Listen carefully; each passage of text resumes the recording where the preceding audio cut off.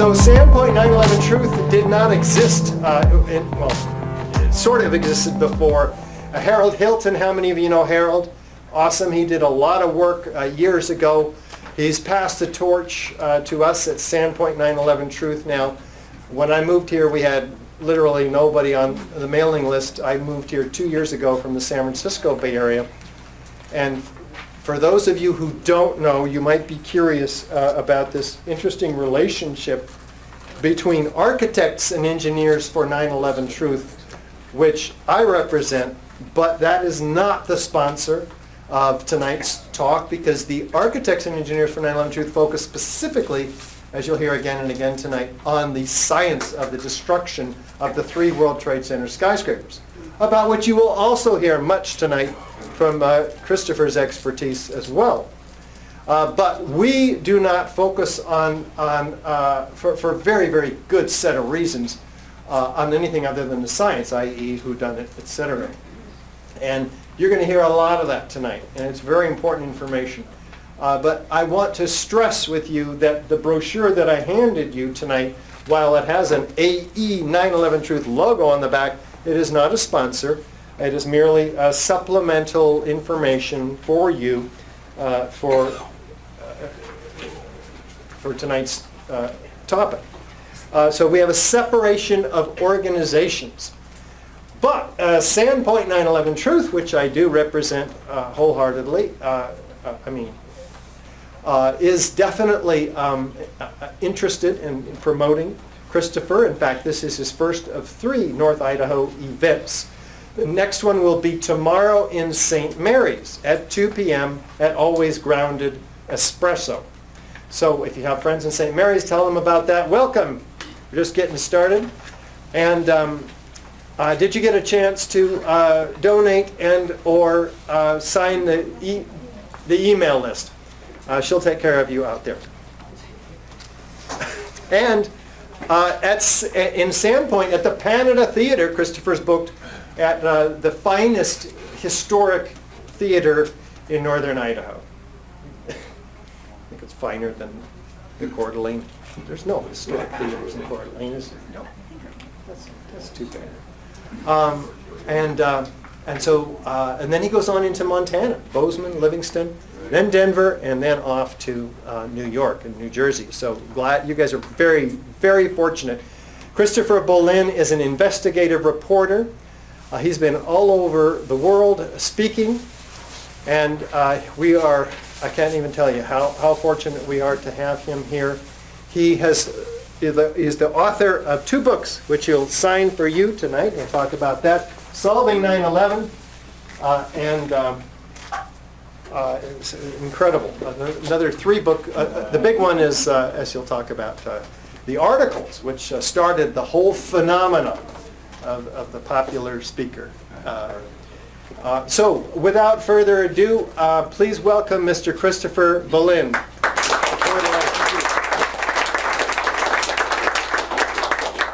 Thank you, Richard, and thank you, Sandpoint 9/11 Truth. Can you all hear me? I have to project tonight. There's no sound system. My name is Christopher Bollyn, and this is my one-man manifestation at the Academy Awards in Hollywood last February. I'm the author of the Solving 9/11 set of books, and the main book is this one, Solving 9/11, The Deception That Changed the World. The larger book that I showed you, that contains all the articles in chronological order that I wrote as a journalist and investigator of 9/11 from September 2001 all the way through to April 2012. The books have the same title because they are a set. They have the same Library of Congress number. My background is I was an investigative journalist in Washington, D.C., working for a little newspaper called the American Free Press when 9/11 happened. And 9/11 fell right into my ballpark and the kinds of things that I investigate, which was primarily government cover-ups of atrocities like this, like TWA Flight 800, the sinking of Estonia. My background academically is I have a degree in history from the University of California. My specialty was the Middle East. Particularly, I studied Israel and Palestine and the problem there. And then before all of that, before I was a journalist, I grew up in Illinois, outside Chicago in Cook County, where I was an Eagle Scout and graduated from high school and got the God and Country Award and things like that. I was active in Scouts and playing hockey. So the question is, here we are 14 and a half years later, why does 9/11 truth matter? Why is it so important for us to understand the truth of what happened on 9/11? Well, a very good comparison is, why does the murder of President Kennedy still matter? The murder of President Kennedy matters because it was a coup d'etat, and the powers behind the assassination took control of the government and orchestrated the cover-up. And a coup d'etat that is kept secret in a democratic country means that the succeeding government is illegitimate. As you know, the U.S. military was involved in Vietnam from 55 until 75. The entire time that I grew up in public schools, the United States was at war in Vietnam. And there was, of course, you remember, a very active anti-war movement in this country, and there was a whole culture of music and Woodstock in protest to the undeclared war in Vietnam. And of course, the U.S. military involvement in Vietnam spiked up after Kennedy was killed. Kennedy wanted to pull the troops out of Vietnam. Johnson increased the war effort. The Kennedy assassination still matters because the U.S. government continues to support the lies of the Warren Commission, which is fundamentally that Oswald did it by himself and there was no conspiracy behind Oswald's actions or Jack Ruby's actions. The Kennedy assassination still matters because the mainstream media continues to support and even endorse the official version. The Kennedy assassination matters because when the government supports the lies about the murder of the president, it means that the powers that killed Kennedy are still in charge to this very day. This graph shows you that the majority of the American population has historically believed that others were involved. It's been as much as 90% believe that there was a conspiracy, and as few as 10% believe but you see, it's changing now. The media is working its magic, and young people are changing their opinions. Well, so then the question is, why does 9/11 truth still matter? And they're very similar. 9/11 truth matters because the government continues to lie about what happened to this very day. The government primarily being these two administrations of Obama and Bush. And 9/11 matters because it was a policy coup that brought us the war on terror and a series of disastrous wars. This grisly photo is one of the famous photos from Iraq. 9/11 truth matters because for 14 years the mass media has pushed the lies about 9/11 and the fraudulent war on terror, all the while suppressing the real evidence and facts that disprove the official narrative or the official myth. So, likewise, if the government and media are lying to us about 9/11, it means that they are controlled, the government and media, by the very same people who carried out 9/11. Now that's a very important thing to remember, because this gives us an indication of how serious our political predicament is in this nation. You see, most of my audiences tend to be older people, because older people have the memory to remember how it used to be and have greater expectations as what it should be. And they understand that something's very wrong in this country. And it is. 9/11 wasn't investigated at all as a crime. It was never investigated as a crime. And it's been covered up for 14 years, and this is what it means, that our media and government are controlled by the culprits who pulled off 9/11. That's a logical conclusion. This means that media owners like Mr. Murdoch here, who own News Corp, of course, who just married Jerry Hall. Really? Yeah, he just married Jerry Hall yesterday. Get out of town. Yeah, he did. Model? Yep. And it means that media owners like Murdoch, who promote the 9/11 myth and the war on terror, are themselves complicit in a criminal fraud, along with the terrorists who bombed the towers. Banksters like Mr. Murdoch are created banksters like Mr. Rothschild create media moguls like Murdoch in order to control public opinion.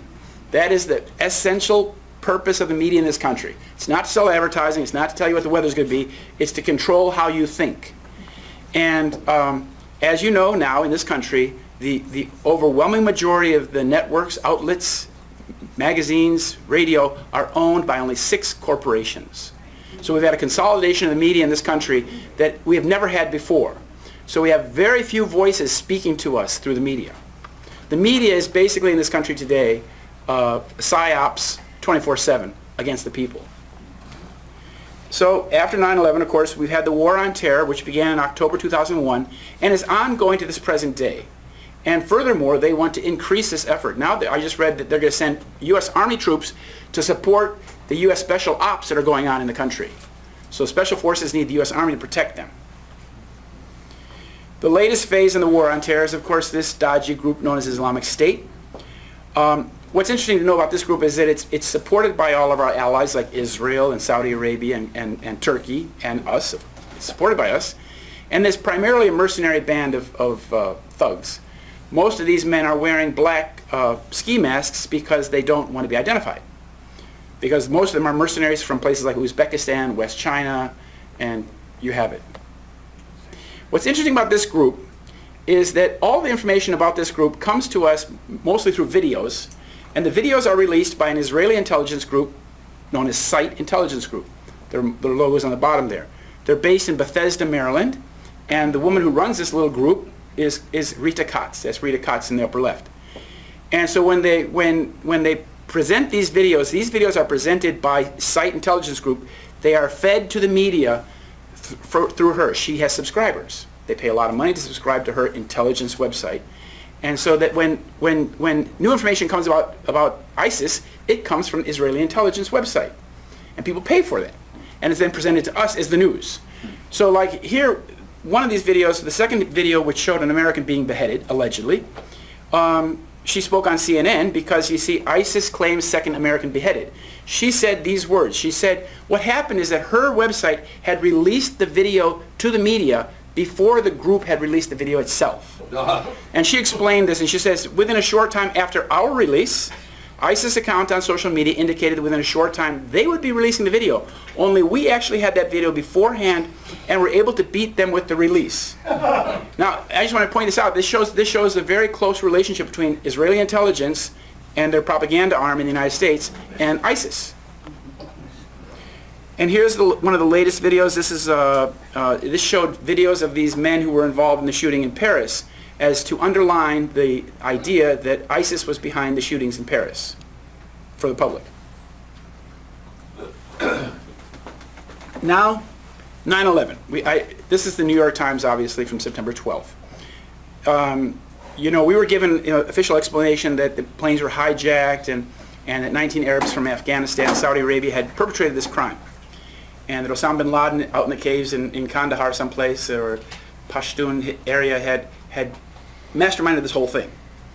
But the former Deputy Director of Counterterrorism, Larry Johnson, he looked at the 9/11 crime in its full complexity, which is something I'm going to be doing too. And he said, we don't have anything in history to compare with this.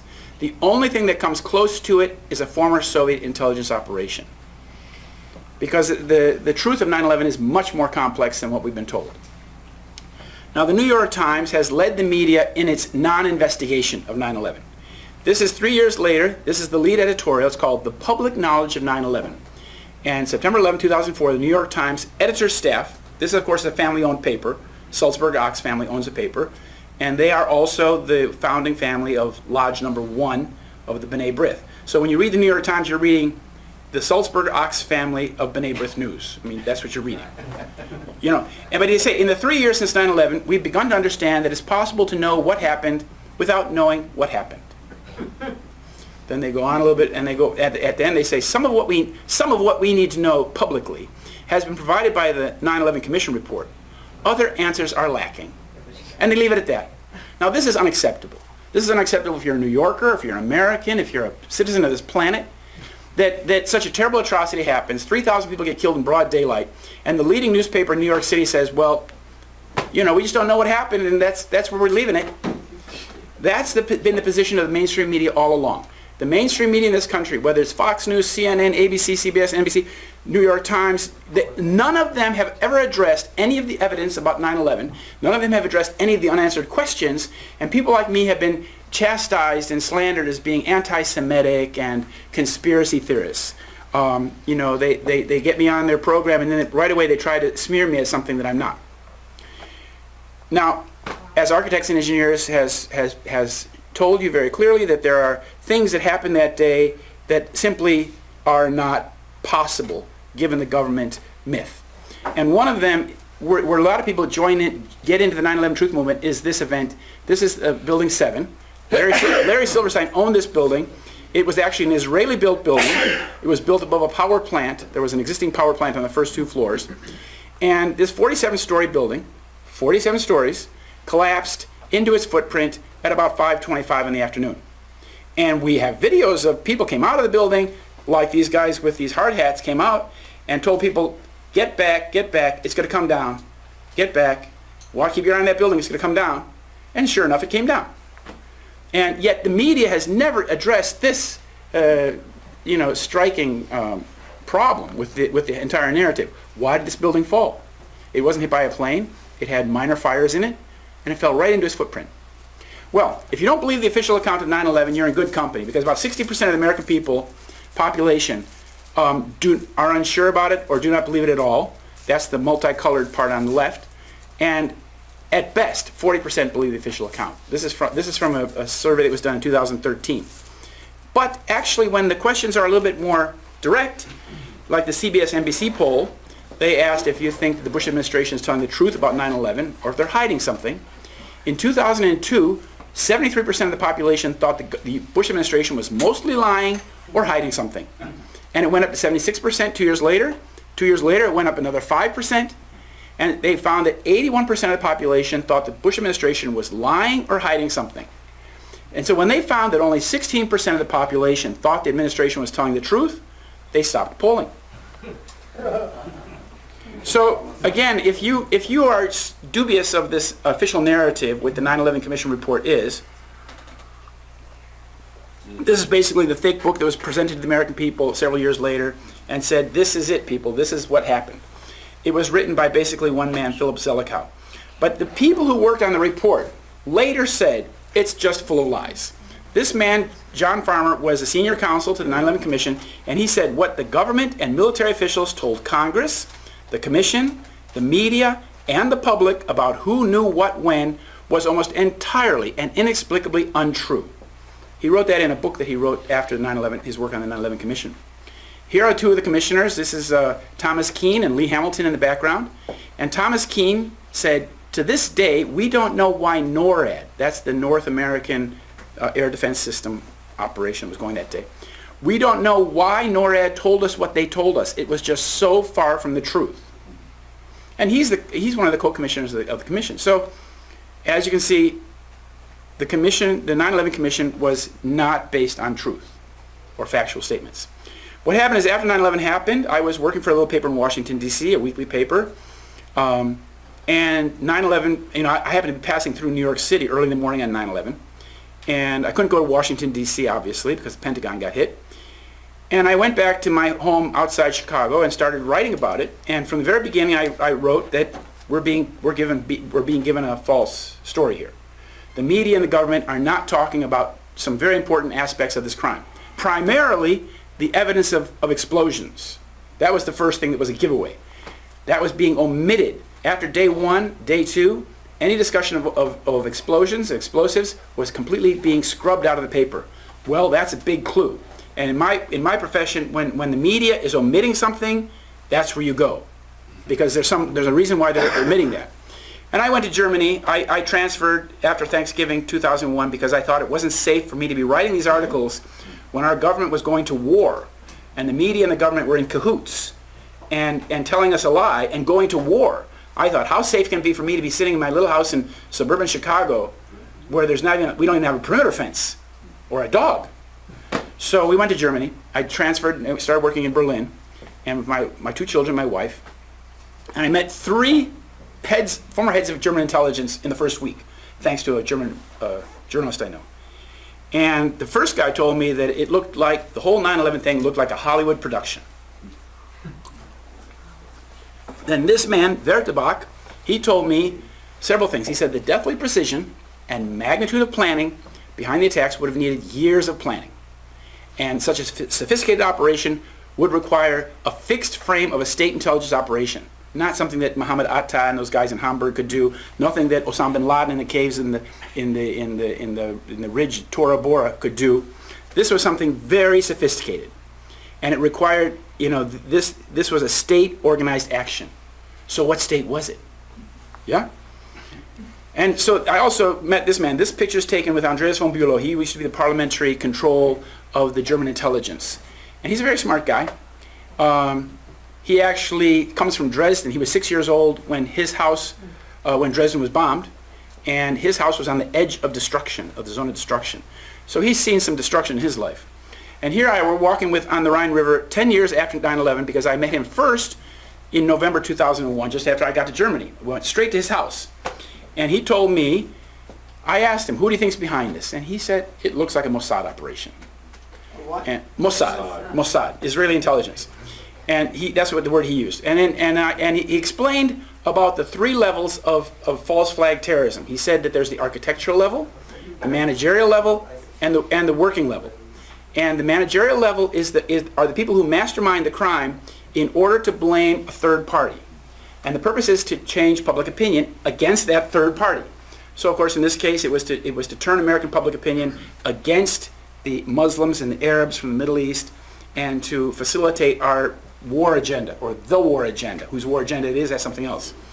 The managerial level, they manage the crime, make sure it happens, and make sure the cover-up works. There are 3 fundamental aspects of the crime that have to be maintained airtight. You have to first control the investigation and access to the evidence, because that will obviously show who did it.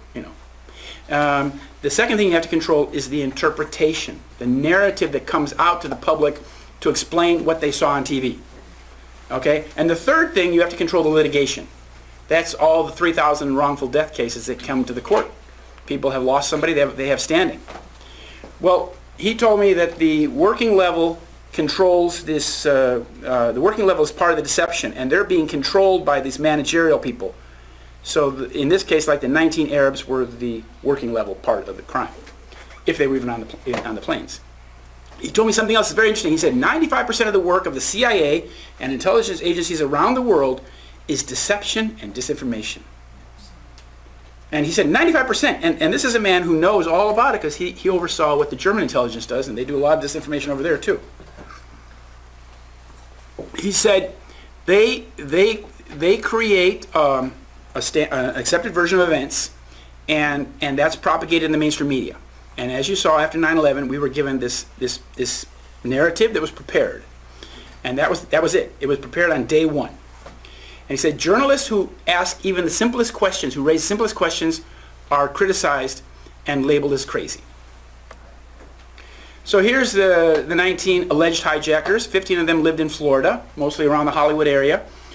What's interesting about these fellas is that at least 6 or 7 of them had been issued duplicate licenses the day after they got their license. Somebody called in and said, new address, please send a new license for Muhammad Atta to this address. So what you had is you had 2 people going around with the same ID theft. That's very important, because when you talk about that trail that was left behind, it was laid for them. And other of these people, if you read the fine print, you'll see that they had reported a lost passport in the past. So somebody had found that passport, was using that passport. So these men were being played. Now that is an Israeli trick, a tactic that is used commonly in Israeli crimes. And it was the subject of this book by John le Carré called The Little Drummer Girl. He wrote this book in 1982. It was released in exactly as Israel invaded Lebanon in summer of 82. And in the movie by George Roy Hill of the same title, Diane Keaton plays this actress who's part of this setup. They're setting up a Palestinian guy to take the blame for crimes, for terrorism. And this has been done for a long time. And this book was written by John le Carré with the help of a former head of Israeli military intelligence. He gives the name in the beginning of the book. He tells exactly who helped him write this book. So he was writing this book with expert advice from the Israeli intelligence themselves. And in the book, he has one of the Mossad guys says, terror is theater. Theater's a con trick. Do you know what that means? Con trick? You've been deceived. Now keep that in mind. Terror is theater. The next time you see some terrorism happening in California or wherever it happens, like San Bernardino or Paris or wherever, remember this theater aspect of it, because false flag terrorism is the new norm. It happens all the time. They've been doing it in Israel, they've been doing it in Iraq and Afghanistan every day of the week. Now they do it a lot less in Israel. They do it a lot more in Afghanistan and Iraq. Last year, we had a record number of people killed in Afghanistan and Iraq from this false flag terrorism. Well, okay, so now if 9/11 is a deception, what is the war on terror? And where did it come from? A fraud begets a fraud. Well, the war on terror is fundamentally a Zionist-Israeli fraud based on lies and deception and exaggeration, and it has been since Benjamin Netanyahu began promoting it in the late 1970s. The war on terror is essentially a Zionist war agenda, an Israeli Zionist war agenda, to be fought by the United States and others. Thank you very much. United States And Zionist. that's right. And Netanyahu is currently the head of the Israeli government. He and his father belong to something called the Likud. His father here in the foreground was actually the head of the New Zionist organization after Jabotinsky died in 1940 in New York City. The New Zionist organization is the extreme Jabotinsky doctrine that created the Irgun, created Israeli terrorism, and basically calls for building an iron wall between the Israelis and the Palestinians and hitting the Palestinians with iron fist, which is what they do all the time. So Netanyahu in 76 to 78, Benjamin, was working for the Boston Consulting Group, a Rothschild-owned firm. Then he went back to Israel in 1979 and created the Netanyahu Institute on Terrorism, and they hosted a conference in 1979 where George Bush spoke, Papa Bush spoke, and expressed his support for the whole idea of America coming into the Middle East and fighting terrorism on behalf of the Israelis. After 9/11 happened, Bibi Netanyahu was interviewed by the New York Times, James Bennett, and asked, how will this atrocity affect U.S.-Israeli relations? And Netanyahu said, it's very good. And he said, well, it's not very good, but it will generate immediate sympathy. Now that gut reaction is very telling. It's very good because it kick-started his war on terror that he'd been pushing with books and articles and speeches since 1979. Now suddenly they had a very good chance of making the war on terror real. And they did. And you know, on 9/11, I just remind you that it was estimated that 20,000 people had been killed. They didn't know that the number was 3,000 or so until, days later. Later, speaking in Hebrew, Netanyahu spoke at the university in Israel and he said, we, the Israelis, are benefiting from one thing, and that is the attack on the Twin Towers and Pentagon and the American struggle in Iraq. Now those are three very different things, but in his mind, he conflates them into one. The attack on the Twin Towers and the struggle in Iraq, those are two very different things. There's no relationship. And I want to point out that he has been the chairman of the Likud since 1993. On 9/11, before the towers even fell, this man was in the London studio of the BBC World Television giving the Israeli analysis of what happened. This man is the former Prime Minister Ehud Barak. He's also the former Chief of Staff, former Defense Minister, and kibbutznik, and also commando of the Sayeret Matkal. Those are details. But he said on 9/11, as I said, before the towers even fell, he's in the studio, and he said, the world will never be the same from today on. He said, we know who did this. It's Osama bin Laden. And even if it's not Osama bin Laden, now is the time for the United States to launch an operational, concrete war against terror. So the Israelis were telling us right away that this is Osama bin Laden, and now is the time to start that war on terror that they've been pushing for 21 years. Well, what's the relationship between these two men, Barak and Netanyahu? As I said, Barak was the commander of the Sayeret Matkal, and Netanyahu was his soldier in the Sayeret Matkal, as was his brother. The Sayeret Matkal is an independent, covert commando force that serves directly under the Israeli Chief of Staff and military intelligence. So it's independent in the sense that the Chief of Staff can say, you go here and do this, it's covert commando force, you do this, and they go there and nobody knows. Only the Chief of Staff knows. And here's the Chief of Staff. He's an Iranian man with the red beret on his shoulder. His name is Shaul Mofaz. He was Chief of Staff when 9/11 happened.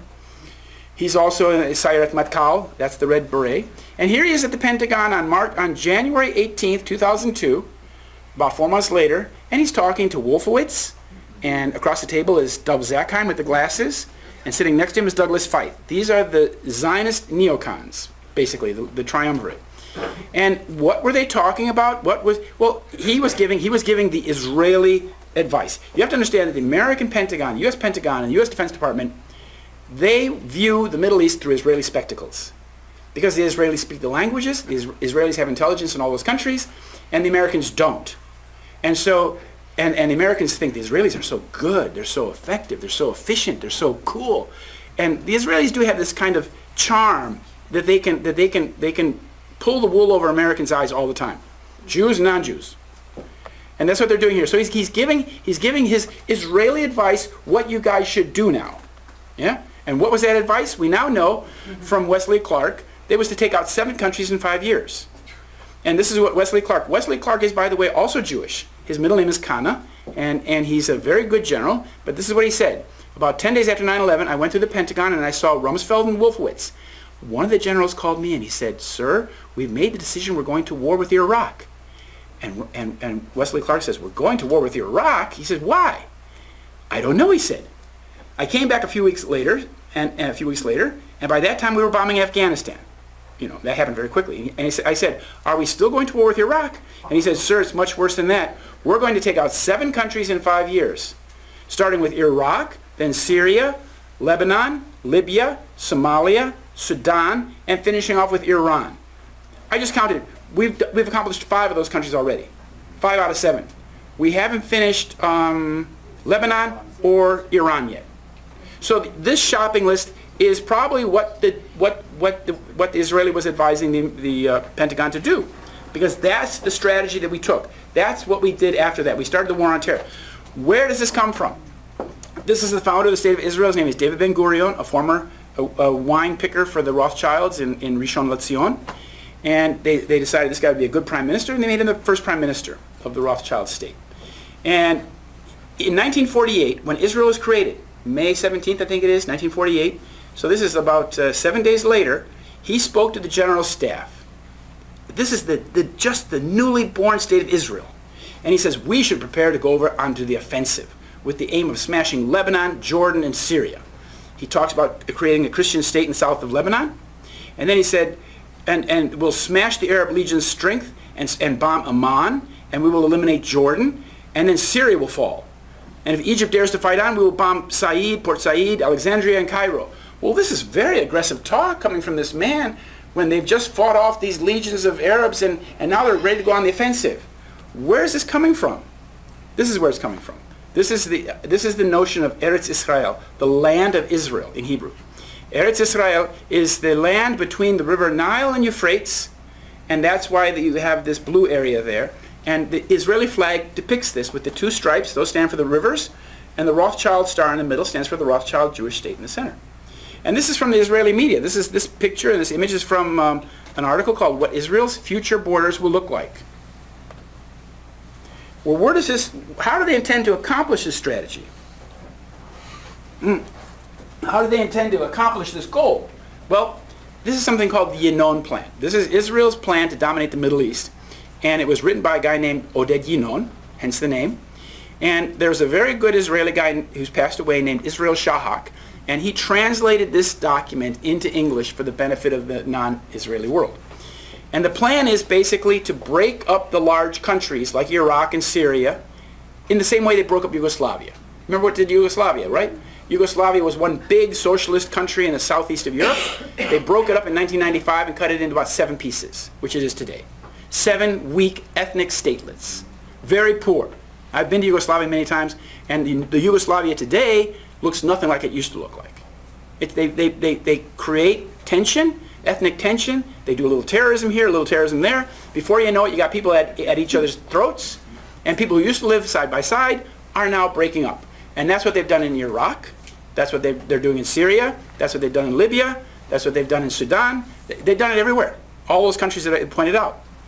So this is the plan that Israel has. By breaking up these countries into ethnic statelets, Israel will then be one ethnic state in a sea of ethnic states. And then there will be nothing to worry about. Nobody will have the moral advantage. This just gives you an idea of how these countries are broken up. I want to point out that Iraq, the green area is, of course, the Shiite area. The Sunni area is the area to the west, the yellow area. The northern area, Kurdistan, this is a very important area. A lot of oil up there. And guess who it belongs to? Mr. Rothschild. Rothschild has now obtained has since 2002, have owned the largest oil reserves and company in Kurdistan, in the north. So you see the dissolution, the breaking up of this country, Iraq, into pieces will benefit them. They will have, but by then the oil might all be gone. And also, they also own the oil of the Golan Heights, with Murdoch, Mr. Rothschild and Murdoch, and there's another guy in there. What's his name? Not Cheney. Yeah, I think it is Cheney. I think it is Cheney. There's a third guy like that in there. I think it's Cheney. But don't quote me on that. And here's the map of the Middle East as it used to look. I mean, as it looks in textbooks, right? After World War II. This is kind of how they want to break it up. You know, break it up into smaller pieces, and you know, better to plunder the assets and the wealth of these countries. So, are we winning the war on terror after 10, 14 years of fighting this war on terror and spending billions of dollars? Well, it looks like the terrorists are winning. Terrorism is now occurring 10 times more frequently than it did in 2000. And obviously in Iraq and Syria and places like that, it's destroying society. As I said, Syria, Iraq, and Afghanistan had the worst casualty rates last year. So terrorism isn't going away. So our struggle has been very counterproductive and very expensive. And this gives you an idea of how much the war on terrorism has cost us. The base rate of $300 billion a year was the defense budget in 2000, and now it's more than double that. And the doubling is all because of the efforts in Iraq and Afghanistan, which have not accomplished anything for us. There's no American interest, let's be honest about it. There's no American interest, U.S. national interest, in either Iraq or Afghanistan. Unless you're in the opium business, or perhaps in the business of stealing oil or something, there's no national interest for us. Most Americans can't even find these places on a map. Now we go back to the Likud. As I told you, the Prime Minister of Israel is the chairman of the Likud since 1993. Who created the Likud? What is it? The Likud is basically the party of terrorists. I mean, it really is. It was created by these men here, especially the two older fellas. Menachem Begin in the center. He was the head of the Irgun. He's the founder of the Likud party in 1973, along with the man on the end there is Yitzhak Shamir. And these were the two notorious heads of the most radical, violent terrorist groups in Palestine in the 1930s and 40s. And the man sitting with them, the heavyset fellow, that's Ariel Sharon, who was convicted of genocide in Israel for his role in the Sabra and Shatila massacre in 1982. And when the Kahana Commission condemned him and said he was guilty, he lost his portfolio, defense portfolio, and they made the recommendation that he never serve in an Israeli government again. A few years later, he became prime minister. When he became prime minister, I called my sister, who happens to be Jewish, and I told her, Karen, I said, this is really a bad omen. We have here Ariel Sharon in power, along with George Bush. And I said, we have exactly the same constellation that existed in 1982 when we had Reagan and Begin. And when Reagan and Begin formed that coalition, that constellation, we got the war in Lebanon. Well, here is the Irgun emblem from 1948, and it shows this Eretz Israel. This is what the Irgun is the party that was headed by Menachem Begin. This is the group that became the Likud party. And you see they have this territorial ambition for the greater Israel, and they have the gun there, and the hand holding the gun, and it says in Hebrew, Rak kach, only thus. So only with the gun will they accomplish this land. And that's the name of the game. Here's the man who started that, who ran the Irgun coalition, Irgun party. It was a militia. Let's be honest, it was a terrorist gang. It was a terrorist gang. I won't pull punches here. Menachem Begin was born in Russia. He came to Palestine in 1942. This is a picture from 1948. He became the Irgun leader, and then he ordered the bombing of the King David Hotel in 1946, killed about 100 people. Then they created the Likud in 1973, became prime minister in 1977, and promptly invaded Lebanon with the goal of creating that Christian enclave in the south that I told you about earlier. In the invasion that really, in 1982, when they went in with full force, at least 20,000 Palestinian and Lebanese people were killed. Here is his handiwork in 1946 when he blew up the King David Hotel. It was a false flag terror attack, very much like 9/11. 93 people were killed. It was the headquarters for the British military in Mandate, Palestine. Wasn't that the first truck bomb incident? This wasn't a truck bomb. This was they used milk canisters, Oh, and okay. they dressed like Arabs, and they brought the milk canisters down, put them around they put them around in the basement, very much like 9/11, around the core columns. Here he is, a picture of him with his protege Netanyahu in the front. These men have the same ideology. They come from the same Jabotinsky ideology. That's a little bit of a detail for you, but they come from the same hardcore Zionist right. And a journalist asked Mr. Begin in 1974, said, "How does it feel, in the light of all that's going on, to be the father of terrorism in the Middle East?" And Begin kind of laughed. He said, "In the Middle East? In all the world?" So he was putting on himself the mantle of being the father, the godfather of terrorism in the whole world. And it's true. This is why Zionist history is not taught in this country. Zionist history is very bloody, very brutal, very murderous, very unfair, and very detrimental to the Jewish people. So it's not taught in this country. Because if it were taught in this country, 90% of the kids who studied would be Jewish. They'd want to know, what is this thing that Daddy's talking about? And that's why they don't teach it. It's not taught. I studied Israel and Palestine at University of California, Santa Cruz. And there was no discussion of what Zionism was, or its history. I've lived there, I've studied it a lot, so I know a little bit. Here, this is from the Palestinian police force in the 1940s. You can see that Begin's face is circled up there. Shamir is on the second one from the bottom on the left. They were wanted for murder and terrorism and bombing. They were notorious criminals. The gang that Shamir headed was called the Lehi, or the Stern gang. And Rami Manuel's father was a member of that gang. This is Shamir. Shamir's guys killed Volker Bernadotte, the U.S. envoy to the Middle East, who wanted to try to find a peaceful settlement for the partition plan of 47. And Shamir went on to run an operation in which they were murdering German scientists. That's just another thing. He was a murderous fellow. This is a guy who would walk with his political rival down to the beach in Tel Aviv, and only one man would come back. This is Rami Manuel. His father served in the Shamir's gang. His father, Benjamin Emanuel, formerly Auerbach, served in the gang when they murdered Volker Bernadotte. Rami Manuel, of course, as you know, went on to become the special advisor for Bill Clinton. And he's the guy who passed NAFTA. This is the guy that got NAFTA pushed through Congress in 1993.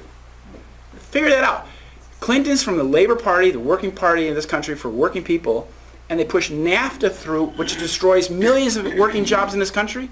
Makes no sense, does it? Well, then he went on, of course, Rami Manuel went on to be the first appointment by Barack Obama, because this is the man who basically created Obama. David Axelrod and Rami Manuel created Obama as the candidate. He's the mayor of Chicago right now. In 1980, a lot of these things happened. What I call the ideation, the 9/11 ideation began in the late 70s when that gang came into power.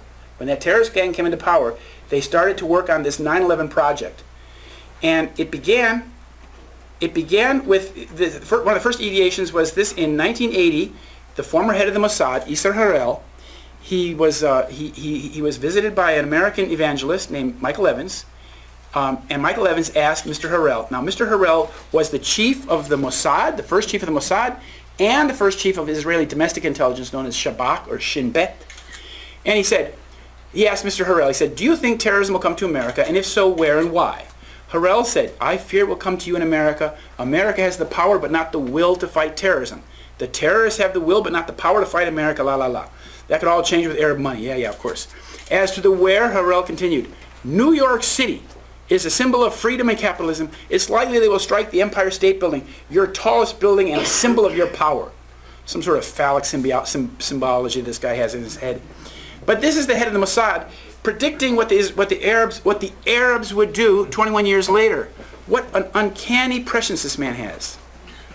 Well, to make this dream turn into reality, he sent two of his main men, these two men here, Tzvi Malkin on top and Avraham Shalom Ben-Dor on the bottom.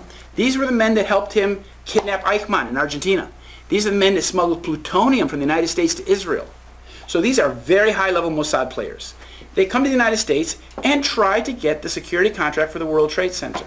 And they got it. In 1987, they got the security contract from the Port Authority, which is the governing authority of the World Trade Center. Also controls the bridges and the tunnels and the airports and a lot of other things in New York.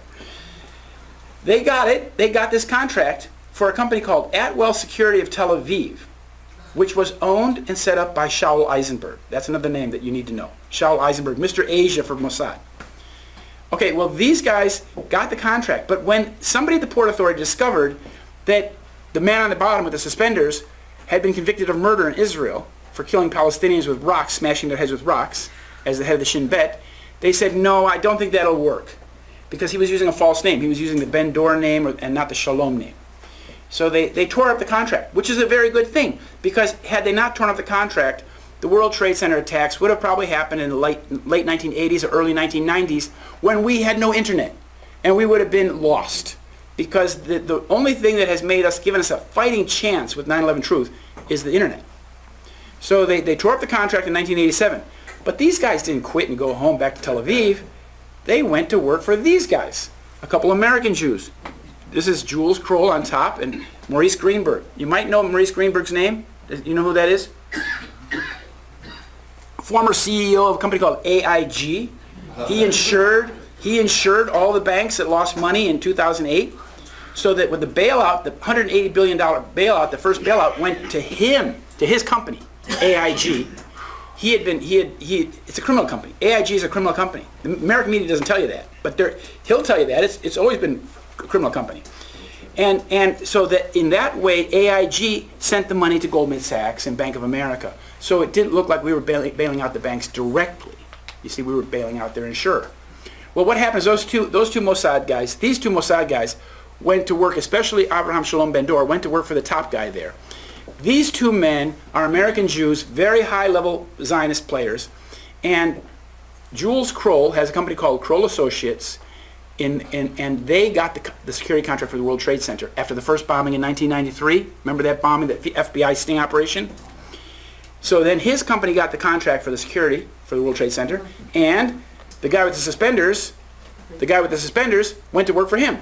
So they use these American, they're called Sayanim, like American Jews who are very Zionist, who will then do a service for the state of Israel when they're asked. And that's what they did. So he went to work for Kroll Associates. Kroll Associates got the security contract for the World Trade Center, and that they kept until 2001, until the building was destroyed. That's Israeli security for you. If you have Israeli security running your airports, you better take the train. The man who ran Kroll Associates at the time was this man, Michael Cherkasky. What's interesting about Michael Cherkasky, you read the top note there, he led the investigation of the 1993 bombing for the DA of Manhattan, Robert Morgenthau. Robert Morgenthau is, of course, the son of Henry Morgenthau, the man who wrote Germany Must Perish. Cherkasky, after he led the investigation for Robert Morgenthau, he then went and worked for Kroll. He joined Kroll, who got the security contract. And then he maintained his position with that company, and he grew, and then, of course, he was the president and CEO of Kroll when the World Trade Center was bombed. So his security company is the one that completely dropped the ball. Because as we know, there were Israelis in there with jackhammers, putting in all kinds of debt cord and all kinds of stuff like that. Okay, this man is another employee of Jules Kroll, Kroll Associates. This man is Jerome Howard, the taller man there. He was working in San Diego when 9/11 happened. He appeared on TV as well, just like Ehud Barak, early in the morning. And Jerome Howard had the prepared narrative to give the American people. He said, well, clearly this is Osama bin Laden, and clearly the towers fell because the burning jet fuel just made them fall.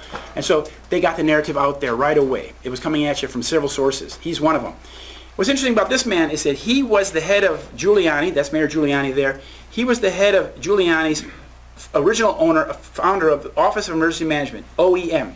And the OEM built, under his direction, built that hardened bunker in Building 7 on the 23rd floor. There was a hardened bunker on the 23rd floor of Building 7. And that is probably where the guys were who pulled the strings and pushed the buttons and pulled the levers to make the buildings come down that morning. And so and these are all very high-level Zionist players. Now I'm going to talk about something called ideation. Ideation, 9/11 was obviously an atrocity and a thing that seemed to fall out of the blue, but it didn't fall out of the blue. the idea of 9/11 was being promoted by the Israelis starting in the late 1970s again. 1978, Israel's senior intelligence agent Arna Milchan makes his first movie, The Medusa Touch, in which the climactic scene is a 747 smashing into the Pan Am building. This is the movie was made. Huh? How ironic. Oh yeah, amazing, huh? Here's the cover of the movie and the book, The Medusa Touch, starred Richard Burton. And the man who made the movie is this man that's speaking to the Israeli defense minister the same year. He's speaking to Ezra Weitzman there. The guy that's talking is Arna Milchan. And he is Israel's top nuclear smuggling agent. He worked for Shimon Peres in an organization called Lacham. Lacham, L-A-K-A-M. And that was set up by Israeli intelligence, well, it was set up by Shimon Peres to collect and to assemble the components necessary for Israel's nuclear arsenal program in America. This is all illegal. And smuggle them to Israel. And this man was busted in 1985. Well, his outfit was busted for smuggling 850 nuclear triggers to Israel. But his name was kept out of it. It was his company, Milco. All of his American employees went to jail and were arrested. But his name was even kept out of the indictment. That's clout. Here he is. He's the second richest, they say the second richest producer in Hollywood movies. He always wins an Academy Award. He made that new movie Revenant or something like that. He made JFK. He made the Pretty Woman. He made a movie called Brazil. If any of you have seen Brazil, the movie Brazil, it's a very strange movie, but it's like a prediction of what we now have. Bombs are going off all the time. There's an ongoing war on terror, and society is just constantly plagued by bombs. And he made that movie in 1985 called Brazil. It's a very disturbing movie to watch, but very, very prescient. Well, here he is with two of his big buddies. As I told you, he was the main agent for Shimon Peres, who's the man on the left there, who's the former prime minister and president of Israel. And Shimon Peres is the godfather of Israel's nuclear arsenal. And Arnon Milchan is the man he used to get all of that material to Israel. So these are very high-level players.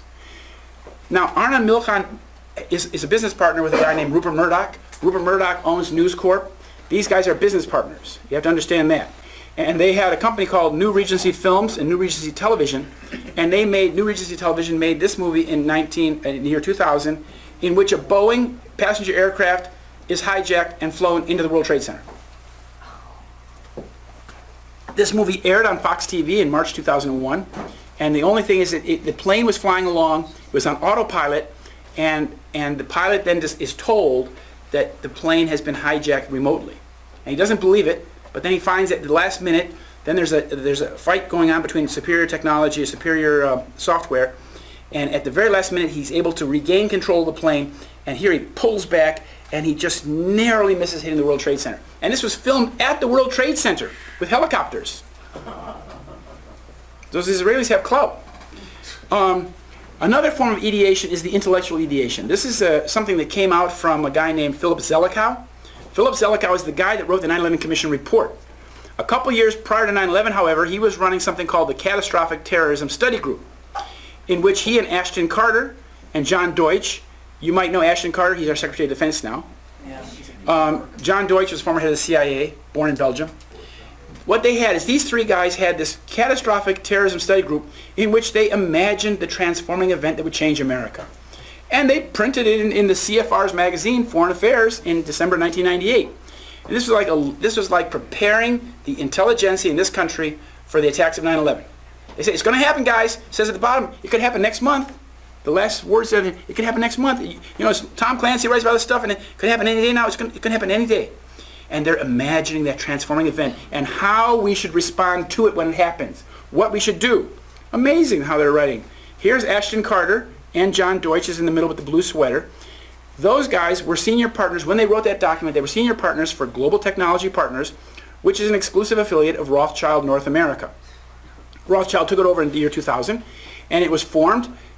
They formed it to make acquisitions of and investments in technology, defense, and aerospace-related companies. Basically to make sure that they're on that gravy train with that $600 billion a year. That's where the big money is. You don't make money from people. You make the money from the government that's got the big pool of it and just rip them off. Another group of the ideation people is this dodgy group called the PNAP group. the Peanut Group.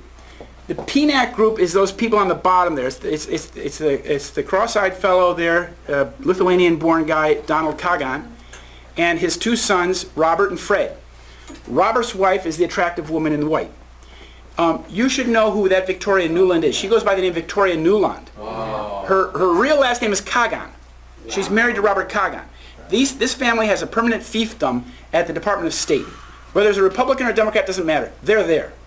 They are the ones who started and ran the PNAC, Project for New American Century, in which they imagined the transformation. And they said that even if it brings revolutionary change, this process will be a long one, absent some catastrophic and catalyzing event like a new Pearl Harbor. They wrote that 1 year prior to 9/11. Now, one thing about Victoria Nuland that's important to understand is that this woman single-handedly brought the United States and Russia to this close to war because she's the one who precipitated the entire crisis in Kiev, in which basically Ukraine was ripped away from Mother Russia. And I talk in terms like that, but that's kind of the way it is. It's like tearing Texas away from the United States. Good riddance. And what she did is she put a man in power, Yatsenyuk. She put a man in power in Kiev who was anti-Russian, who wanted to ban Russian language as an official language. This is a country where 25% of the people speak Russian. You know, when they talk about the Crimean Peninsula, 97% Russian-speaking people there. You're going to tell them that their language is no longer official language? That's like putting a government in Canada in power in Ottawa that's going to ban French language. There would be war the next morning, huh? So that's what they did. These people are the warmongers at the State Department. They brought us the war in Iraq, they brought us the surge in Iraq, and they brought us the crisis in Ukraine. How many wars do you want? This is Philip Zelikow. This is the man who wrote the 9/11 report. He basically wrote it himself. He had it all outlined, and then he just took those bits of testimony that fit with his official narrative and left out pieces that didn't fit. What's interesting about this man, he's comes from a Zionist family, but he studied at Rice University, and his thesis was the creation and maintenance of the public myth. And that's what the 9/11 myth is. So these are people who believe that the third sector doesn't need the truth. You all just need a myth to live by. And that's what we have. This is the most deceived nation on the planet right now. And it's because the media just lies to us 24/7. So let's go to reality now. You're all pretty savvy about what happened on 9/11. I'll just point out a few little details here so that you might have more questions later on. This is the attack on the South Tower. What I want to point out here, besides the explosion coming in on the left side, you see an explosion coming out of the entry wound of the building with a great deal of vigor and apparently not caused by anything burning. It's an explosion coming out that side. And you see this object flying out behind that pole. That object is burning white hot and leaving a dark trail. That's not part of the plane. This is the plane that struck the South Tower, taken from different angles. This was not Flight 175, unless they put a missile pod on the bottom of Flight 175 at the last minute when the people weren't paying attention. And furthermore, this plane has a groove down the bottom of the fuselage, which is more indicative of a Boeing 767 tanker aircraft. Well, this plane, before it hit the South Tower, emanated a missile-like object from the bottom of the plane that went faster than the plane and struck the building just before the plane struck the building. And you can see that object in this video, the video image there. There's this reddish-white object, this bright object on the bottom of the fuselage just in front of the wing. And that's not part of a Boeing 75, that's not part of an aircraft, an usual passenger aircraft. This image shows what that object did. This is a very important image. This shows that white missile object that struck the building opened up a white hot hole in the building. And that white hot hole is about the size of the fuselage of the plane. This, in my opinion, was done for two things. This was, I think, a depleted uranium missile, like a Hellfire missile. This is very common. Most of our missiles that are fired off in Afghanistan and Iraq are DU tipped. That means that the warhead is actually depleted uranium. And it goes through anything. It goes through armor, it goes through steel. Nothing can stop it because it's burning white hot. So that's what they call our tank buster missile. The Pentagon doesn't talk about it very much because it causes a lot of cancer and things with American soldiers. And it leaves a lot of toxic radiation in the place where you dropped it. But here, it obviously opened up a hole in the building. The fuselage of the plane went right in. But it created a white hot environment in that building, which is what was necessary to spark the conflagration, obviously. You needed to light the fire. And so when all that plane went in there and the fuel dispersed and was released from the plane, it burned immediately. So basically all of the fuel on the plane burned in the first few seconds. But here you see those two objects coming out. You can see, do you see those two objects coming out on the bottom left of the screen? The one that's burning white hot appears to be depleted uranium warhead. I did a lot of work on depleted uranium, and I contacted Marion Falk at Livermore, who was my mentor. And I asked him, Marion, does this object have the characteristics of burning uranium warhead, DU warhead? And he said, yes, it does. You see, there's a gap because the vapors have to cool, and then you have the particulate, the dark oxides behind it. Because it's so hot, they have to cool before they become visible. And then the other object is some other part of that missile or whatever that thing is, burning a more usual grayish color. Here again you see the same thing. You can see against the blue sky it's burning white hot just going as it goes over that building there. This is not part of the aircraft. This is probably the piece of the missile that went through the building first and created the incredible heat that detonated everything. And for example, if you had on that floor, both planes went into computer centers. They went into floors. This building hit the Fuji Bank's data room, and it was the entire floor. And it had a super supported floor. They had added trusses to the floor, and then they had loaded that floor with batteries and computer servers.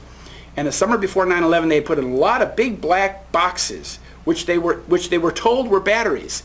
But the man who worked on that floor said the odd thing was those batteries were never plugged in. Now, if those were thermite packages, which I think they were, that DU warhead would just detonate it like that, and would give you explosions like this, and it would give you also something like what's called the white smoke of thermite. When thermatic reactions occur, whether it's nanothermite or regular thermite, you're going to get white smoke. That's the aluminum oxide. And here you see the very first things that are coming out of the building is the white smoke. Here you see some of the white smoke there too. Very quickly it was overwhelmed by the burning kerosene, the jet fuel. But you can see that the white smoke there is coming out on the edges of the first edges were white smoke. And here is the North Tower. A similar thing happened there. It went into secure computer room of Jules Kroll and Maurice Greenberg. They had a company called Marsh McLennan Company, and their secure computer room was the data center that was hit. And when I found that out, I discovered that, and I called them up, and the man told me he freaked out when I started asking these questions. He said I really can't believe what I'm saying now. I have to end the call. But he told me that the data center was on the north and the east side. And here you see this cotton bale coming out the east side of the tower. That's perpendicular to the path of the plane. The plane came in from the north and went out the south side. But this explosion, this energetic explosion, comes out the east side of the building, exactly where the data center is. So most likely the computer rooms played a role. Most likely the computer rooms had a homing device in there calling the plane as redundancy to make sure that the plane struck that. The planes were probably drones. The planes had missiles on the bottom. Depleted uranium warheads went through. And they were probably packed with thermite. Okay, now we go to the Pentagon. A little different story here, but this is where we're told that the plane came in at grade level and hit the building. And you have to remember that the Pentagon's outside wall is 1 meter thick, concrete and masonry. Yet the building hasn't fallen yet. This is in the first half hour.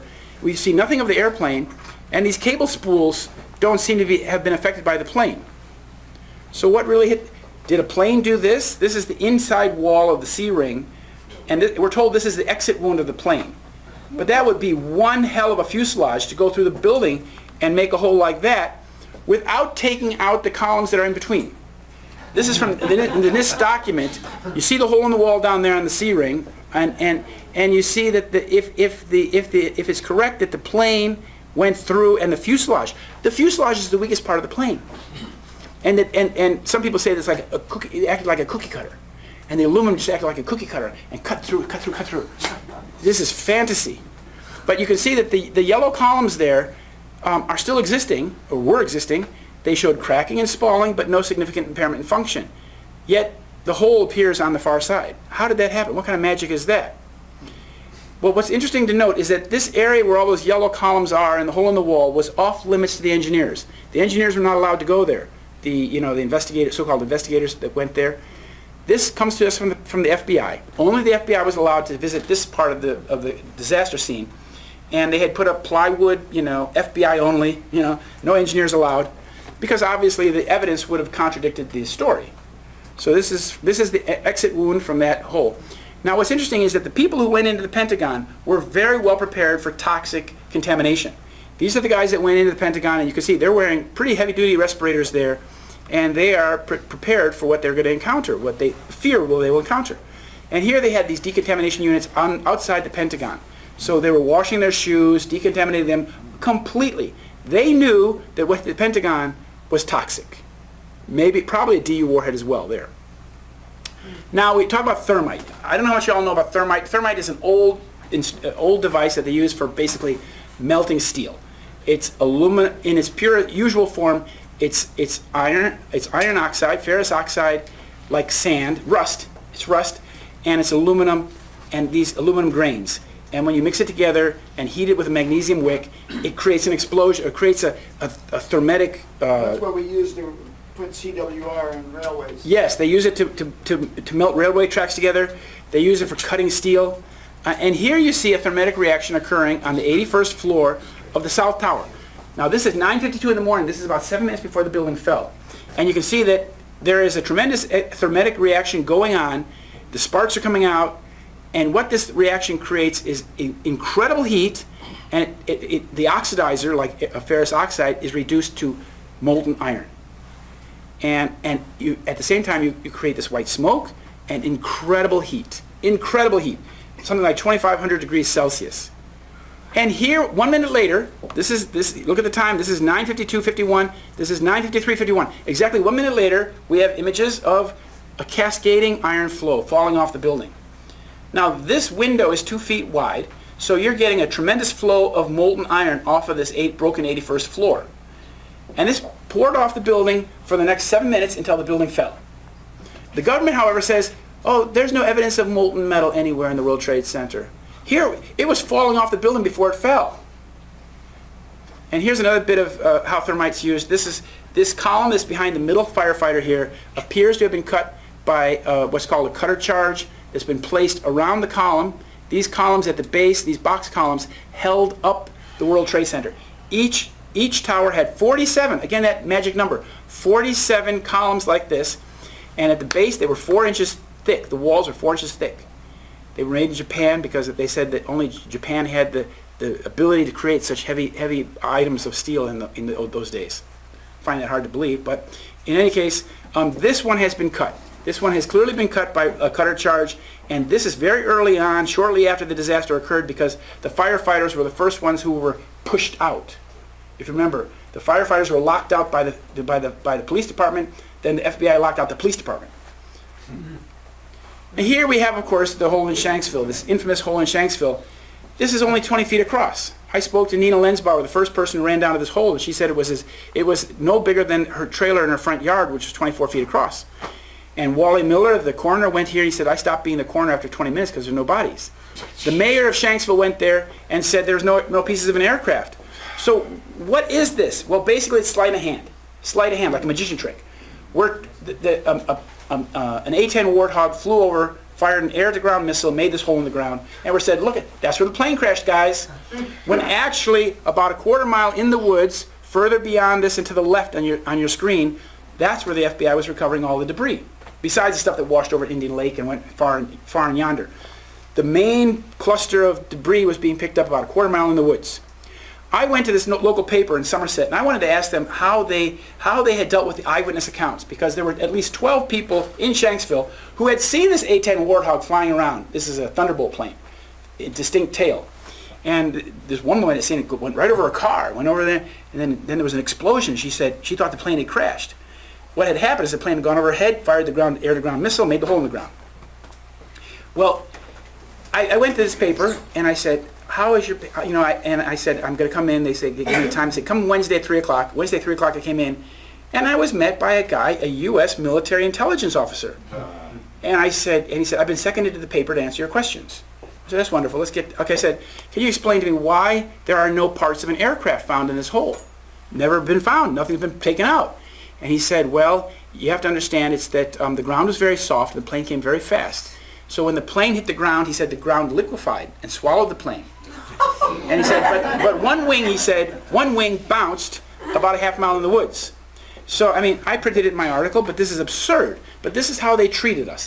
They treat us like children who will believe just complete nonsense. Is that guy from Roswell? His name was Labor Night. I don't remember his first name, but his last name was Labor Night. I have an article about it. Okay, so this is just a picture of the molten iron that was indeed found in the rubble. They pulled stuff away, and they would pull out pieces from underneath the pile, and it was dripping. It was dripping. So obviously there was great residual heat under the World Trade Center. And yet, this is John Gross. He's a NIST, one of the NIST's researchers, and that's from the Department of Commerce, National Institute of Standards and Technology. They wrote the report on the collapse of the World Trade Center. And somebody had asked him in Texas in 2006 about what this person had read about my report, that there had been pools of molten steel in the bottom of all three towers. And they asked this man this question. He said, let's go back to your basic premise. He was very nervous, that there was a pool of molten steel. I know of absolutely nobody. No eyewitness said so. Nobody's produced it. He just about broke the glasses at that point. But here we have the basic, here with New York firefighters, you've probably seen the video. They'd say, we'd get down below, you'd see molten steel running down the channel rails, like you're in a foundry, like lava, like a volcano. They weren't seeing molten steel, they were probably seeing molten iron, but that's a slight difference. Peter Tully told me in 2002 that he had found pools of literally molten steel at the base of the World Trade Center towers 1 and 2. I contacted Mark Loiseau, who wrote the cleanup report, and he told me that yes, even in the basement of Building 7. And I asked him, can you tell me how you could explain molten steel down there in the molten state? And he said, well, you have to think about those elevators. He said, all that paper and debris fell down those elevator shafts. Yeah, this is the physics level that he has. Well, another very important clue, of course, is the dust from the World Trade Center. The people that removed the rubble from the World Trade Center said all you were left was dust and steel.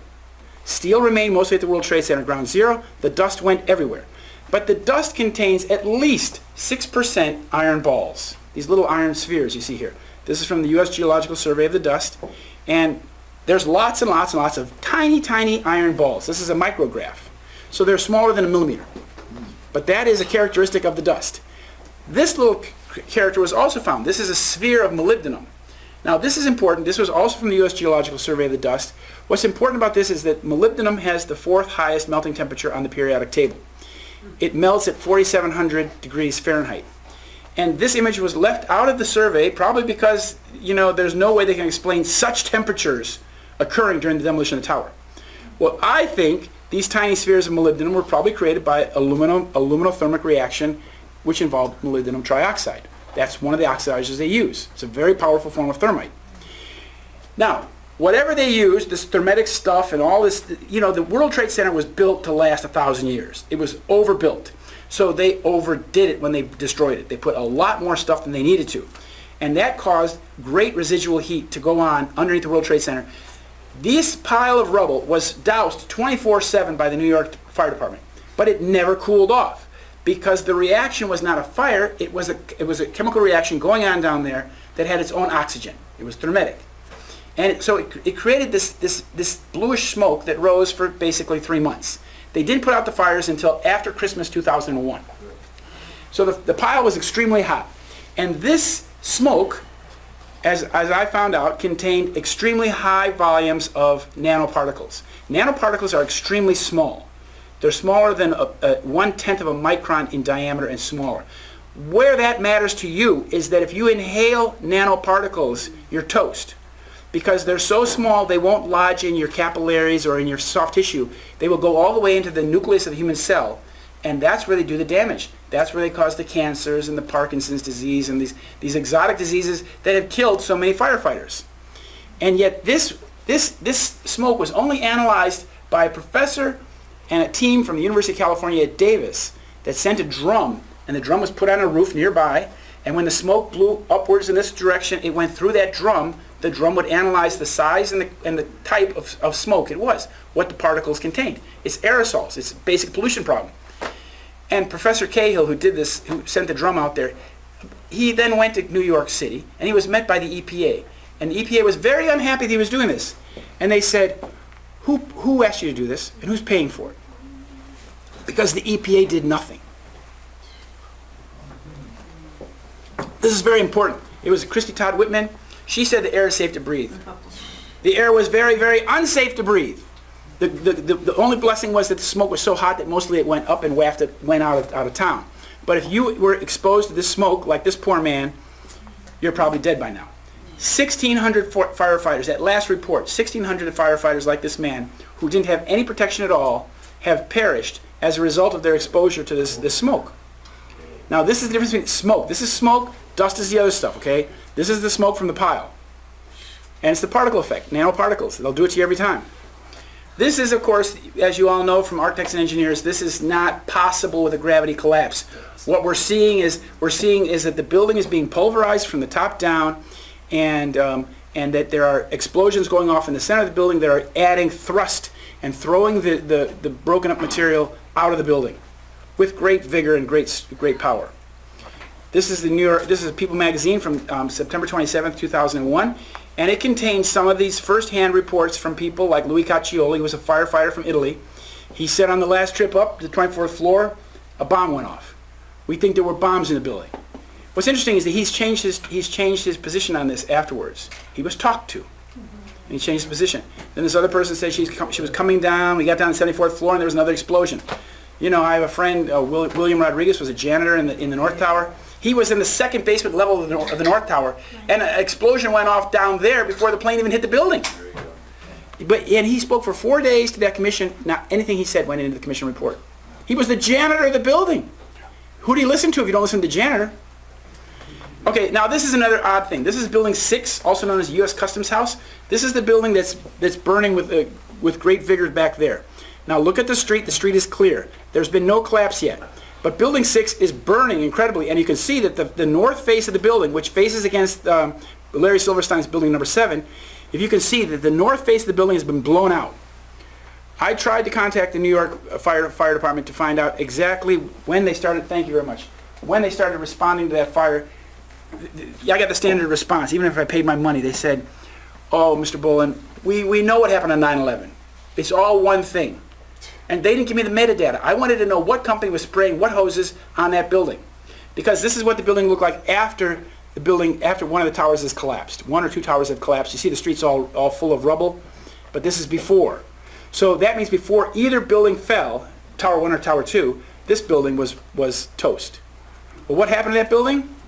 I personally think that it was hit by a missile. It very likely was hit by a missile, a very high-speed missile that had a delay fuse, went down to the basement. This is the building in the bottom corner here. It's got a huge crater in it. That crater goes down to the sub-basement level. You can see by the dark green, which means that either there was an explosion down there that blew out, or something came down and then blew up like that. What's important about this building is that the U.S. Customs House, it housed all the evidence of the big crimes of the 1990s. Enron, WorldCom, the big gold scandals. All the criminal evidence for the prosecuting of those crimes was held in the evidence vault in that building. And the FEMA videographer named Sonnenfeld, he went down there. He was the only videographer for FEMA. And he went down there and he poked his camera down in the basement, and he saw that the vault door had been busted open, and he looked inside, and the vault was empty. So the vault was empty the night before, and then they blew it up to hide the evidence. They didn't just do a very good job. So now I switched to the cover-up, because as sage advice of Mr. Nixon said, it's not the crime that gets you, it's the cover-up. Why is the cover-up the one that gets you? Because you have to do the cover-up all the time. You have to keep doing it, and you have to do it from official positions. People that are paid by the U.S. taxpayer have to do the cover-up. So that's a crime. They leave big trails. Who are the 2 biggest cover-uppers? These are 2 of the biggest, because these were the top law enforcement officers in the United States on 9/11. John Ashcroft and Michael Chertoff. Michael Chertoff happens to be an Israeli dual national. He was put in charge of the 9/11 investigation, which became, of course, a non-investigation. And for day-to-day decisions, Chertoff had the last word. It's important to note that his mother was a Mossad agent, and that Chertoff grew up in the state of Israel. but he became our Homeland Security Czar. Then you get that Israeli security again. Here he is when he was sworn in, second Homeland Security Czar, in March 2005. What's important to understand here is that in this position and his previous position, he had complete control over the access to the evidence. So until like the year 2007 or 2008, when he finished his term at Homeland Security, he had complete control over the evidence of 9/11 crime. So from the day that it happened until like 2007 or 8, this man had the complete control of the evidence. So a lot of evidence was destroyed. A lot of evidence was confiscated. We didn't see any of it. That's his doing. And that's a crime in this country. That's covering up a crime. This is Philip Zelikow is the man with the glasses in the middle there. He was also senior counsel to Condoleezza Rice, Secretary of State. Here they are shaking the hands of Ehud Olmert. This is the Israeli Prime Minister who just started his jail term last week. He's going to serve a year in jail now. And this is simply about a quote about the reason why the United States went to war in Iraq. We were told that these weapons of mass destruction were the reason. It wasn't the reason. As the Project for a New American Century said, the United States will have to invade Iraq, occupy the country, and have bases, whether Saddam Hussein is there or not. So Saddam Hussein wasn't the issue. Weapons of mass destruction wasn't the issue. What the issue was is what Philip Zelikow said. He said, I'll tell you what I think the real threat is, and has been since 1990. It's the threat against Israel. Iraq was a threat to Israel, so it had to be neutralized. And that's why most of these neocons wanted to go to war with Iraq right away. Philip Zelikow, as I said, wrote the 9/11 Commission report. What's interesting about his writing, he wrote it before his staff started writing. So he wrote all the outline and the bullet points and how it's going to go, and then just put the evidence in there that suited his narrative. Another man who's a big part of the cover-up was this man, the late Gene Corley from Chicago. He's a concrete man. He's a concrete specialist. Works very closely with Henry Crown. What this man was put in charge of is writing the building performance studies, the FEMA document you see there on the left. I called him up to ask him if he was examining the steel for evidence of explosions, which is something I know a little bit about. Metal is affected in such a way that you can tell that there's been an explosion here, here, here, and everything. And he said, I don't know anything about that. He says, I'm not a metallurgist. So why was he put in charge of doing this investigation? If he's only a concrete guy, doesn't know anything about metal. Well, I'll tell you why. He also oversaw the same document that the government did for Waco, Texas, and Oklahoma City. There you go. So his specialty is basically coming out with a document that supports the official narrative. This fella is an interesting fella. He was the director of NIST for about a year and a half. His name is William Jeffrey, formerly Jaffe. And he was the director of NIST when they produced this document and presented it to the U.S. Congress and the U.S. people. The final report on the collapse of the World Trade Center towers. Now, his final report doesn't even examine the questions about explosives or molten iron, molten metal that was found in the World Trade Center. They totally ignore it. As I showed you, that gross, we know nothing about it. Well, this man has a resume as long as my arm in developing advanced weaponry for DARPA and the U.S. military prior to his appointment to run this NIST group to produce this fraudulent report. It's a whitewash, like the cover. It's a whitewash. What he then went on to do, he became the head of the CEO of SRI, which stands for Stanford Research Institute in Menlo Park, California, which is a research and development organization. It's a nonprofit, of course, and they produce and design nano-energetic materials for the U.S. government. So they design these nanothermites that were found in the World Trade Center. And the guy that runs the lab at SRI, where they make these things, is this Israeli fellow on the right there. And he's been with SRI since 1984. Just to give you an example of how long these Israelis have been at this level, infiltrating into these high-level technology things. Because the Israelis aren't developing this stuff. They're stealing the technology from the United States and Germany and other countries, and they tweak it or something. They find how they can use it to their benefit. They steal. The U.S. government found that the Israelis were the most aggressive spying nation in this country. That's what they do. Here's what they found in the dust of the World Trade Center. This is the bilayered material. This is a nanocomposite, an energetic material. The top layer is the thermetic layer. The gray layer is an iron-rich layer that contains organics. So when the red layer, in nanothermite, it means that there's extremely small particles, almost like, imagine like molecule by molecule. So your reaction space is huge. So when the reaction occurs, it's very fast and very powerful. So when the thermite burns, it creates the gas. And that's what blew up the World Trade Center. This is what the material looked like when they found it. Professor Jones found it and those other scientists. When they would heat these little chips, they thought they were chips of paint. But when they would heat these chips of material up, it's a material, it would detonate at 430 degrees. It would ignite. And it would produce a great deal of energy and a tiny ball of iron, which is what a thermite does. Here you see in this bar chart, this shows you the potential, the energy potential of aluminothermics. The top four things are aluminothermic reactions or components. The bottom four are explosives. The top one under the metal oxidizer is aluminum and molybdenum trioxide. This is probably what created that little ball of molybdenum, because a reaction like this of nanothermite would produce little tiny balls of such things. The bottom four things are high explosives. This is simply to show you that these aluminothermic nanocomposites are extremely powerful, and do things like this. This is most likely what pulverized the 220 floors of the World Trade Center. Because you see everything, all the floors, 4 inches thick, lightweight concrete, the metal pans that held them were not vaporized, they were pulverized, and they rolled through the streets of Manhattan. This is a very hot pyroclastic flow. This contained lots and lots, as I said, lots of molten iron in it. So when this material hit a car or hit somebody, they would get burned because it was very hot. Now, I'm telling this because Judy Wood has come out, after this discovery was made in 2009, Judy Wood came out with a book in 2010 in which she posits the premise that the destruction of the World Trade Center was a cold event. She repeats that it was a cold event, and that this was done by some sort of Buck Rogers type ray that caused the molecules to disassociate themselves. This is pure fantasy. What I wanted to show you is that the actual event, the demolition of the World Trade Center, was extremely hot. Extremely hot. Which is why I call it an American Holocaust. The people who were trapped above those crash zones, where I showed you there was pools of molten iron falling off. The pool of molten iron is at least 1,500 degrees Celsius.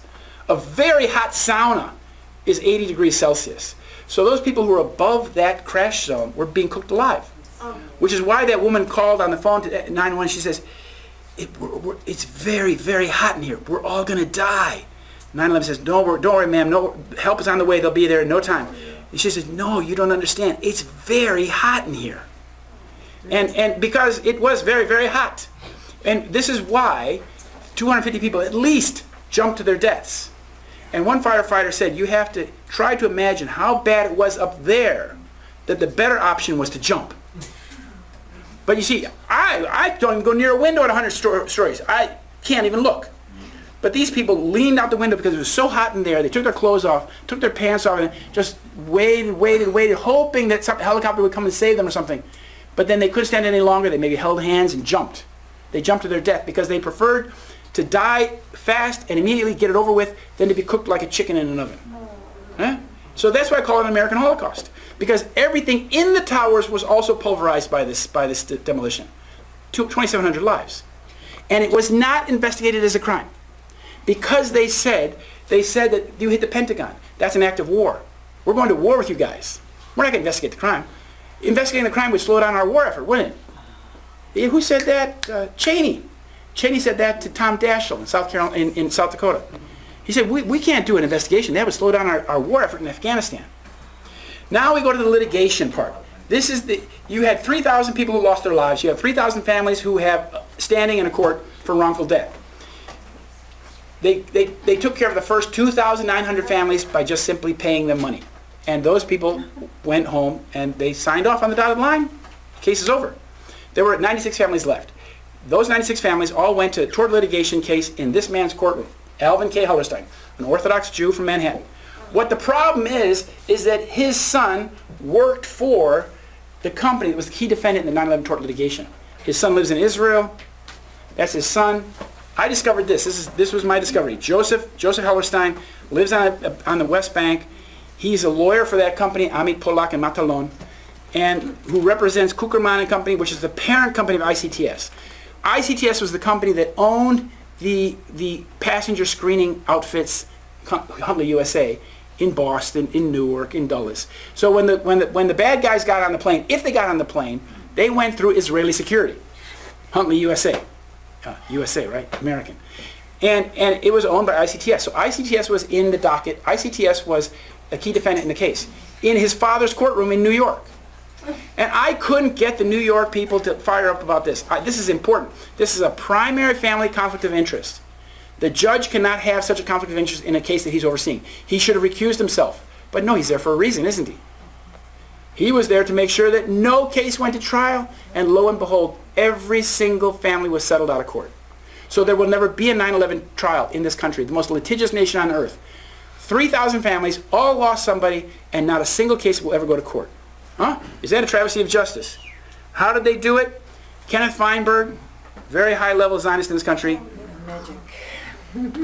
He was the special master. He's always a special master. Whenever something comes up and government has to compensate people, Kenneth Feinberg is a special master. And that means that he decides himself, he and his wife, they decided who gets how much money. You get $1 million, you get $2 million. You get $3 million, you get $500,000. You get $4 million. You get, and that's how it's done. And you're not allowed to disclose the terms of your agreement. Mum's the word. You can't talk about it. Well, the 96 families that were left, they were holding out for legal discovery and find out who was responsible for the loss of their loved one. They dealt with Sheila Birnbaum here in the bottom, a partner from Skadden Arps. And she basically waged, along with Judge Hellerstein, they waged what I call a judicial war of attrition. When you have 96 families and one by one you settle them out of court. That's what they did. That was the intention. And when I first told this to, I was in Europe and I told this to a publisher in Europe, and I told him that there will never be a 9/11. There will never be a 9/11 trial. Forget about it. There won't be. They'll settle them all out of court. He said, no, it's not possible. But I said, yes, it will be. So he then made a bet with the president of that country that what I said, based on what I said, and that's what happened. He won the bet. Not a single case will ever go to court for 9/11. There's the crime of the century and not any trial. Does that fit? Well, here's another man. This is Michael McCasey. He's in the same synagogue with Hellerstein. This man has a very important role in the 1993 bombing. He oversaw the 1993 bombing, which was basically an FBI sting operation where they branded the blind cleric and said, you go to jail for 5,000 years and you and your Egyptian buddies go to jail for 5,000 years, and case closed. When it was in fact an FBI operation, FBI sting, they made the truck bomb, they rounded up the guys, they paid an Egyptian colonel $1 million. This is in the New York Times, this is not a secret. They paid him $1 million to basically assemble this, this group of would-be terrorists who weren't terrorists at all. They were simply lackeys, and they all went to jail forever. But he also then had a case after 9/11. He oversaw the insurance claim by Larry Silverstein, where Larry Silverstein was claiming double indemnity for both towers. So instead of getting, instead of getting $4 billion, he got $8 billion because he had insured it. This is the former mayor of New York, Mr. Bloomberg, who served unprecedented 3 terms, and that was very important because they had to suppress the firefighters, the police fighters. They had to take care of all these sick firefighters. I'm going to go to New York next week or in about 2 weeks, and I'll be talking to these people. But many, many, many of these people have died. But they can't speak they can't say anything in New York City because they've been suppressed legally. They know that if they say something, they will be prosecuted. They'll lose their job. They'll lose their pension, and they will be criminally prosecuted. That's the new America. Here he is with his friend Ehud Barak when Ehud Barak was dropping white phosphorus on people in Gaza back in Operation Cast Lead and Phosphorus. Buddies, good buddies, big Zionist buddies. Here he is with Netanyahu. I don't know what Netanyahu's whispering in his ear. And here's 2 guys that whisper in each other's ear all the time. This is, on the left side is obviously Bibi Netanyahu. Bibi Netanyahu is the godfather of the war on terrorism, which is the war I want to stop.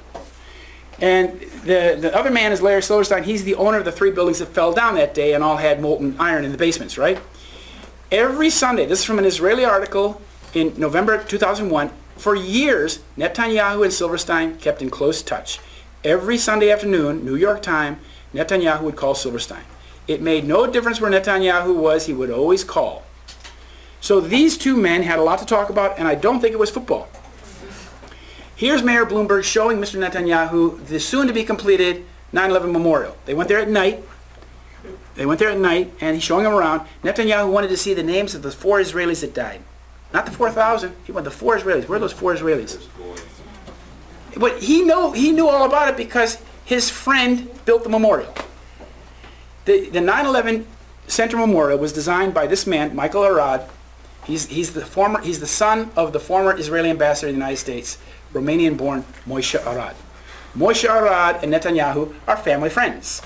So you see, in this presentation I want to show you, this is just, my research has been for 10 years in those books, especially in the big book.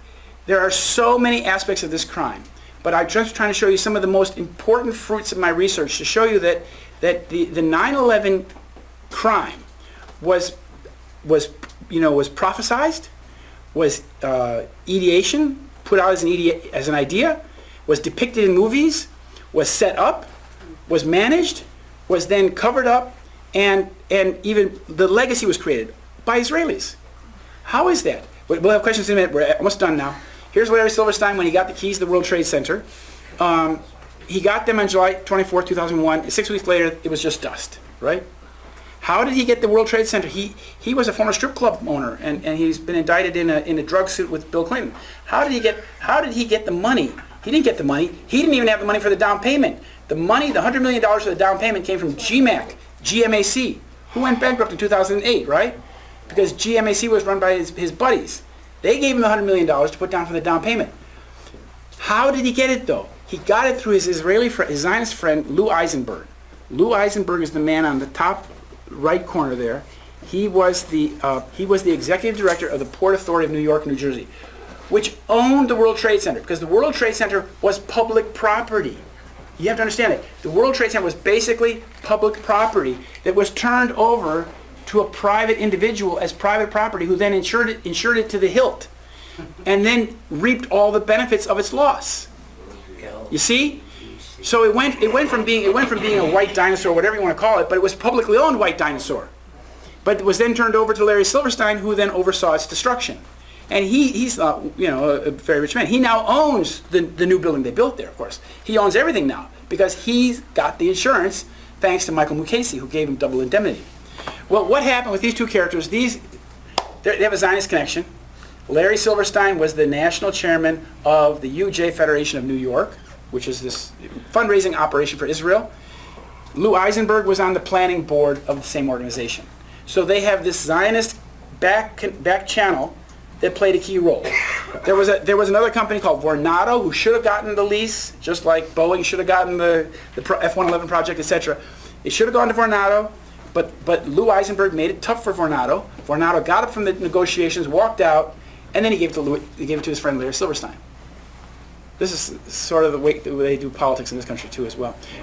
This is, of course, Larry Silverstein and Mayor Bloomberg, both looking very unhealthy and unhappy. You remember what Roald Dahl says about the twits? What Roald Dahl says about the twits? There's a story called The Twits, and that if you tell lies and say bad things and think bad things, you will start to look like that. You can't do evil things and look good. This is Larry Silverstein's partner in crime. This is Frank Lowy. He's an Israeli commando. He owns a company called Westfield, which owns shopping malls all across this country. He got the lease for the shopping center, which is underground there between the World Trade Center. Now, this is the last aspect of the crime. This is Ronald Lauder, the son of Estee Lauder. Now, this you want to understand how did the publicly owned World Trade Center become private property? At his request. He was the director of Governor Pataki's privatization scheme. Governor Pataki was the governor of New York. He said, let's privatize the World Trade Center. And then it went from one Zionist hand to another Zionist hand to another Zionist hand. It went to who they wanted. And it's all thanks to Ronald Lauder. Now, I point out that Ronald Lauder has a school of government at the Mossad University in Herzliya. It's normally called IDC, but it's basically Mossad University. Yeah, oy vey. Now here we have two of the key players in 9/11 as well. We have, of course, Netanyahu in the front. Ehud Olmert in the back is, as I said, just went to jail 2 weeks ago for a year sentence for bribery. And what's interesting about this man, Ehud Olmert, he's a former prime minister of Israel. He was in New York City on 9/11.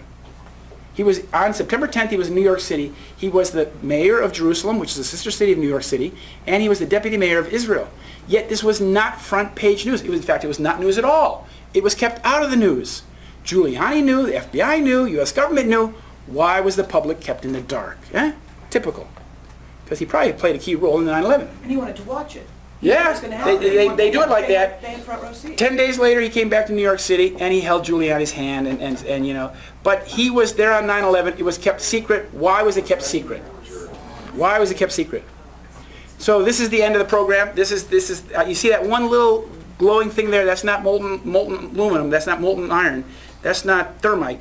That is, I like to think, the one bright spot from all this devastation and death, is that when we understand that 9/11 is basically the Achilles heel of our problem.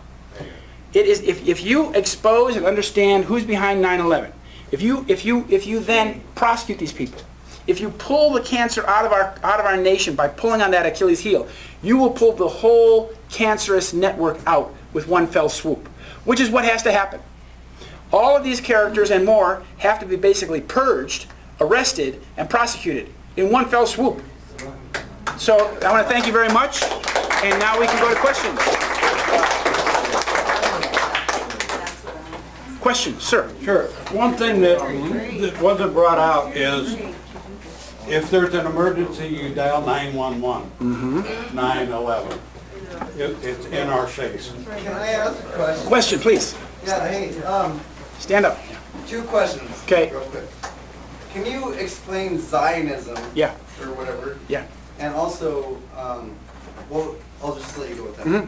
Because that's, Zionism is basically this concept of Jewish nationalism, that the Jewish people should have a state for themselves without any other ethnic group living there. It's an ethnic state, and but Zionism is also there's a whole ideology behind it, and so that Israel is like a manifestation of the Zionism, but there is a big long arm behind it that goes back to the city of London, New York, Miami, Chicago, Los Angeles.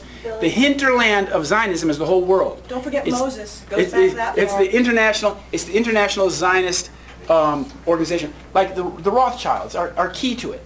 The Rothschilds were one of the first founders of the state of Israel. They built the first settlements, like Rishon LeZion. They built the Knesset. They are very key to the whole thing. Yet they don't live in Israel. Well, there's Danny Rothschild, who's a general of intelligence, but otherwise most of them live in Paris and France and London. But you see, so that the Zionist enterprise in Israel has a lot of support from around the world, primarily the city of London. so Question. part two of that question. Oh, go ahead. Okay, go ahead. Sorry. Okay, we'll come back to you. We'll come back to you. Was just, Okay. What do you suggest to do about it? Oh, okay. What do you do about that? Well, if you're an American, and if you're an American, believe in one man, one vote. If you believe like that, if you believe that no ethnic group is superior to any other ethnic group, then you should basically disabuse yourself of the idea of Jewish supremacism. Jewish supremacism is this idea that a lot of Jews have, Zionists have, that they're superior to others. It's part of an ideology, a religious ideology that they have, that Jews are men and non-Jews are cattle. Now that's a pretty sick ideology. Yet it's taught in yeshivas in this country. In Jewish schools in this country it's taught. And yet if a black person were to teach black supremacy, or if white people were to teach white supremacy, we would be shut down in a heartbeat. But they teach this. And this is very bad for them because it creates an antisocial behavior. This antisocial behavior is what's plagued Israelis and Jews for a long time, because it gets them into trouble. Because they do things like this, and they get caught. If you read, books like history books, you'll see that the Jews have been thrown out of every country around the world numerous times because exactly of things like this. They do terrible things. There's a good book called The Decline and Fall of the Roman Empire by a guy named Gibbons. He wrote it in 1776. And he writes there, he writes about the terrible massacres that they committed in these various places in the Middle East. I never even heard of these massacres, but when you look them up, you see, yes, it was true. The Jews killed like 200,000 people in Cyrenaica at some point. Is that why Hitler wanted us nothing? Well, no, the Hitler ideology is very similar to Zionism, actually. So we can't get into all that, but let's keep 9/11. But the Hitler ideology was basically a supremacist idea as well. And that's why they actually worked together for some time. The Zionists and the Third Reich worked together because Hitler was a Zionist. Hitler actually facilitated the flow of capital and Jews to Israel for the Zionist enterprise. So there's a lot of similarity there. But let's keep the questions on 9/11 so we don't get off I subject. have a question.